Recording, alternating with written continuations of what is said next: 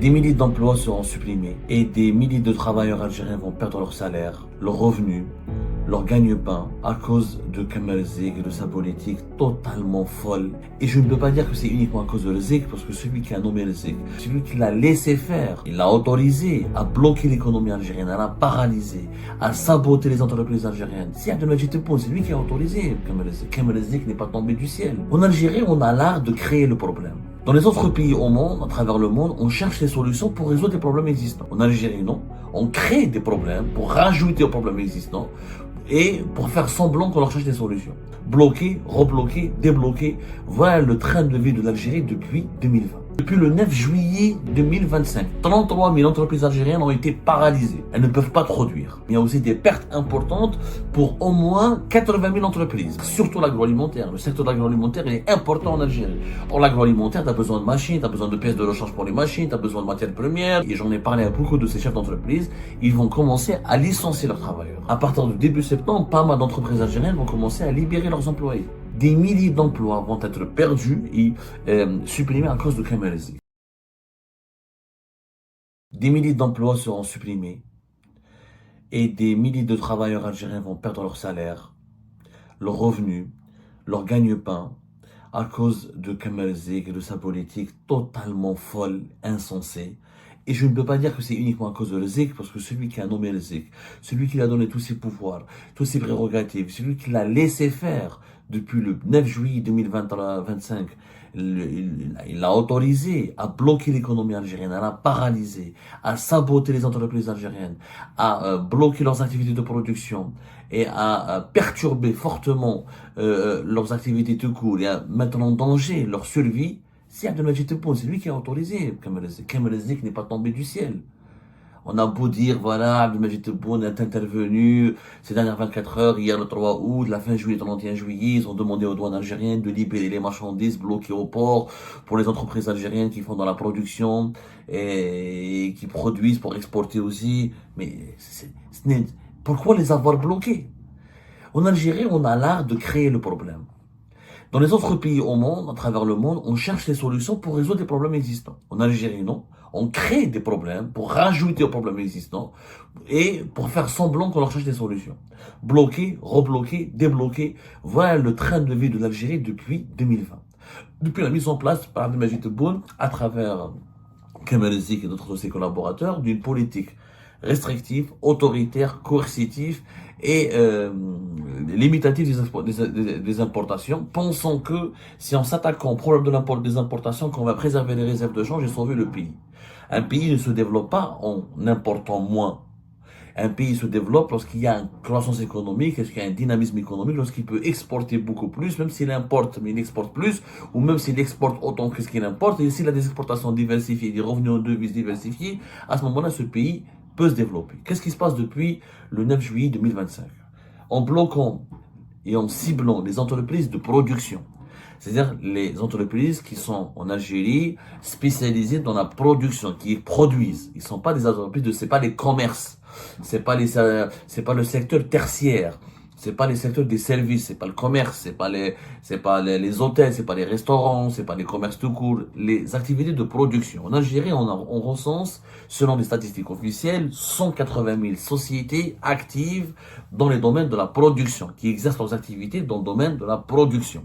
En Algérie, on recense 364 activités de production, selon les statistiques du Centre de registre de commerce. Du CNS et le Centre national de registre de commerce, donc du gouvernement algérien. 186 000 entreprises de production. Ces 186 000 entreprises de production, c'est essentiellement du privé. 63% de l'emploi en Algérie, c'est le privé, c'est pas le public. C'est vrai que son Sonatrach c'est important, c'est vrai que son Sonatrach c'est important, Air Algérie c'est important, mais c'est pas eux qui recrutent le plus. C'est pas l'État qui recrute, c'est le privé. 63% des salariés algériens sont payés par le privé. Dans les 186 000 entreprises algériennes qui ont des activités de production, ou qui travaillent, qui développent des activités productives, il y a au moins 42 000 entreprises qui exercent dans cette activité de production et d'exportation. C'est-à-dire qu'il y a 42 000 entreprises qui produisent et qui peuvent exporter ce qu'elles produisent.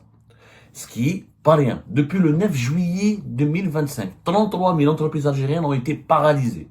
Elles ne peuvent pas produire. Sur ces 42 000 entreprises qui produisent pour l'exporter, 33 000, elles ne peuvent pas travailler. Pourquoi? Parce que elles ont leurs matières premières, leurs équipements, leurs composants, leurs outils de production qui est bloqué dans les marchandises qui sont retenues par les douanes algériennes au niveau des ports à cause des instructions de M. Kamerzi qui oblige ces entreprises de production à fournir des nouveaux documents et à accomplir de nouvelles démarches pour pouvoir domicilier leurs opérations bancaires et importer et récupérer leurs marchandises. 33 000.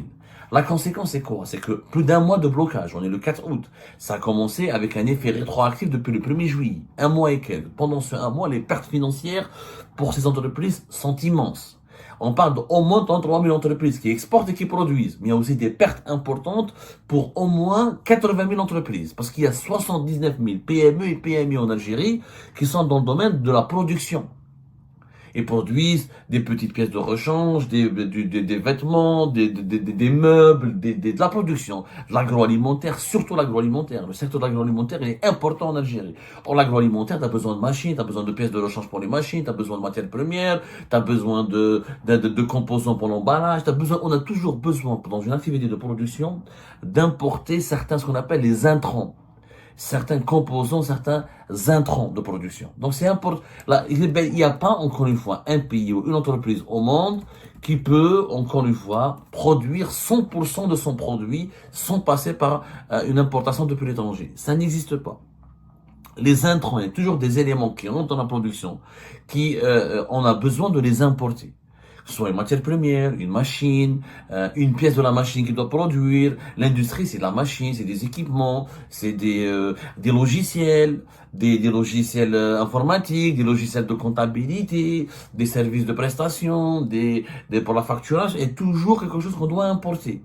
C'est pas possible. Donc, on a 79 000 entreprises PME, PMI. Ces gens-là, toutes ces entreprises sont aujourd'hui contraintes, menacées, et j'en ai parlé à beaucoup de ces chefs d'entreprise, ils vont commencer à licencier leurs travailleurs.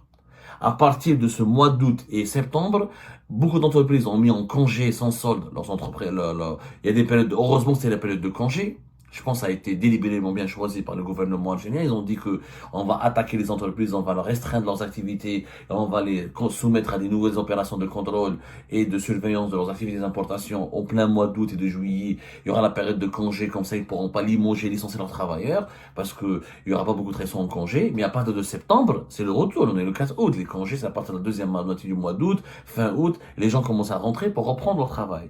À la rentrée, il y aura les impacts, les préjudices financiers importants que les entreprises algériennes ont subis vont les obliger à limiter le nombre de leurs employés. À partir du début septembre, pas mal d'entreprises algériennes vont commencer à libérer leurs employés. Faute de pouvoir libérer leurs marchandises et d'importer la matière première et les équipements de production et les produits pour leur fonctionnement et leur production, ils seront obligés de libérer. Et comment une entreprise va continuer à payer des salariés, le salaire, les cotisations salariales, les cotisations patronales, les impôts sur la société? Une entreprise, elle a des charges. Ils ne peuvent pas continuer à financer et payer leurs charges si leur activité est bloquée, elle est ralentie, s'ils ne gagnent pas d'argent. Aujourd'hui, la production du mois de juillet et du mois d'août, c'est la production qui devait être commercialisée vers la rentrée. Donc, il y a des produits qui ne seront pas prêts pour être commercialisés. La production des entreprises algériennes a été extrêmement réduite, impactée pour au moins 33 000, avec un impact général sur au moins 80 000 entreprises, mais 33 000, c'est un impact catastrophique. C'est pratiquement une paralysie totale. Parce qu'ils avaient déjà importé des produits, des matières premières, des équipements, des produits pour leur fonctionnement. Ils étaient bloqués depuis le 1er juillet. Donc, une catastrophe. Donc, pendant un mois, elles n'ont pas un mois d'inactivité ou de forte perturbation pour l'entreprise. Ça se chiffre par 20, 30, voire même plus de 40% de pertes. Ça peut aller au-delà de 50% de pertes de chiffre d'affaires.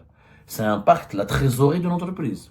Donc, il y aura des employés qui vont être limogés. Des milliers d'emplois vont être perdus et supprimés à cause de Kamerzi. On veut préserver les réserves de change. Pour préserver quelques milliards de dollars, on sacrifie des milliers d'Algériens et d'Algériens qui vont perdre leur travail, leur salaire, etc. Et l'impact à long terme, c'est vrai qu'au départ, on va préserver les réserves de change.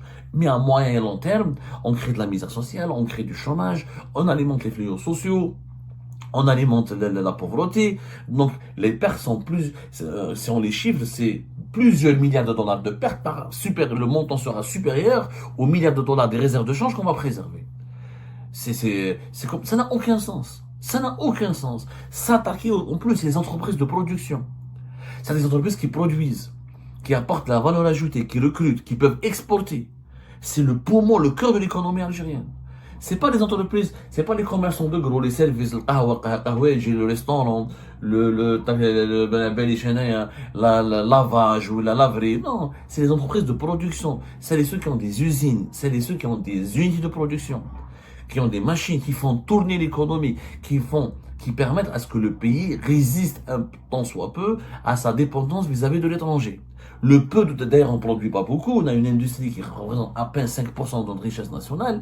Au lieu de développer cette industrie, de la préserver, de la promouvoir, de la renforcer, on est en train de la saboter, de la restreindre, de la bloquer. Ce qui va engendrer, encore une fois, c'est qu'il va aggraver notre dépendance vis-à-vis de l'étranger, parce que ce que Kamel Zegitebo n'arrive pas à comprendre. Tu as économisé tes réserves de change. Mais c'est pas parce que tu as économisé les réserves de change que tu t'es émancipé de ta dépendance vis-à-vis de l'étranger. Tu es condamné à importer. Tu vas vers les 1 milliard, tu vas vers les 50 millions d'habitants. Pour ne pas importer, il faut produire, pas économiser les réserves de change. Ça sert à rien d'économiser l'argent, il finira toujours par le dépenser. L'argent n'est pas éternel. Le capital, il est appelé à être investi pour qu'il soit développé, pour qu'il soit fructifié, pour qu'il se multiplie. Mais le capital qui n'est pas investi, qui est juste préservé et caché, il ne se multiplie pas, il n'est pas fructifié, il finit par disparaître. L'argent, à un moment donné, on va les disparaître. Et l'argent, on va dépenser, tôt ou tard, ça va te dépenser. Pas en 2025, 2026, pas en 2030. Les réserves de change sont appelées si elles n'augmentent pas, elles baissent. Pour augmenter les réserves de change, il faut que le pays produise plus et exporte. Exporte plus. C'est ça la logique totalement insensée. C'est pour ça que c'est du délire. À cause du délire de l'Ezéchiel de Tebboune, on va perdre des milliers de travail. Des milliers d'emplois sont menacés. Je vous donne des chiffres. Allez-y parler aux responsables, aux patrons, aux chefs d'entreprise, aux gérants des 186 000 entreprises qui sont dans le secteur de la production. Allez-y parler aux 42 000 entreprises qui peuvent exporter, qui produisent et qui sont dans cette activité, qui peuvent même exporter. 42 000. Allez-y leur parler. Dites-leur comment ça se passe en ce moment. Faites du terrain. Allez-y juste devant le siège du ministère du Commerce extérieur et regardez comment les gérants, les chefs d'entreprise, ils viennent faire la queue, etc. pour essayer d'obtenir ce fameux visa du programme prévisionnel de leurs importations. Sans matières premières, sans équipement, sans machines, sans intrants de production et sans composants importés, ils ne peuvent pas produire. On est en train de les torturer, de les dégoûter. Aujourd'hui, je connais pas mal d'industriels, de petits industriels algériens qui ont dit, on en a marre, on va quitter le pays. Ils payent leurs enfants, ils envoient leurs enfants à l'étranger pour étudier, ils sont en train de liquider leurs activités pour s'expatrier. Et beaucoup pensent à aller en Tunisie, il y en a qui partent au Sénégal, il y en a qui partent, ce n'est même pas la peine d'aller en Europe. Aujourd'hui, les entrepreneurs algériens, même dans les autres pays africains, ils veulent aller. Parce que c'est des pays plus accueillants, moins restrictifs, moins répressifs, avec un climat d'affaires plus favorable à la création d'entreprises, à la création de richesses. La situation, elle est désastreuse. Des milliers d'emplois en ce moment, et je pèse mes mots. Et si vous ne me croyez pas, allez-y sur le terrain. Faites juste une enquête sur le terrain auprès des chefs d'entreprise qui sont directement impactés par les mesures de l'ESIG et vous allez voir qu'ils s'apprêtent réellement à libérer et à mettre ou congé sans solde ou que chômage technique ou directement limoger et licencier les travailleurs, ne plus les payer en tout cas, ce qui privera des milliers de familles d'un revenu important alors que leur revenu principal, alors que l'inflation est toujours élevée, alors que la cherté de la vie est toujours excessive en Algérie, alors qu'il y a des problèmes de chômage toujours très très élevés et une misère sociale importante. Si on ne bouge pas, c'est les lois, c'est vraiment, le zig ne part pas, et c'est cette logique d'étouffement des entreprises ne cesse pas, ne disparaît pas, c'est la survie économique de l'Algérie qui sera vraiment compromise. Et ben c'est la fin de cette vidéo les amis. Je vous remercie comme d'habitude pour avoir suivi jusqu'à la fin. N'oubliez pas de nous laisser vos commentaires et vos réactions sur la vidéo et de vous abonner à la chaîne si vous n'êtes pas encore abonné. Et merci aussi pour vos commentaires et vos discussions très animées dans la section des commentaires. Donc, vous n'oubliez jamais de décortiquer bien un sujet sur tous les points qui ont été abordés dans la vidéo et ça fait vraiment plaisir moi-même je ne fais pas de commentaires, je m'appuie sur vous pour que vous puissiez bien expliquer les choses et en faire des discussions civilisées dans tout le respect possible.